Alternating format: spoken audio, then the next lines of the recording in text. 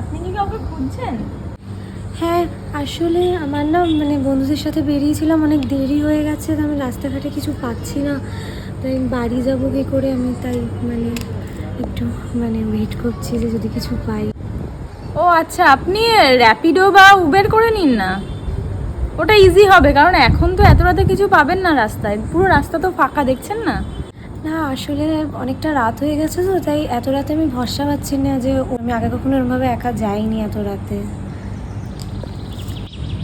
ও আচ্ছা, তুমি কত দূর যাবে? বাড়ি কোথায় তোমার? হ্যাঁ, আমি ওই নাকতলা রামগড়ের ওদিকে ভেতরে থাকি।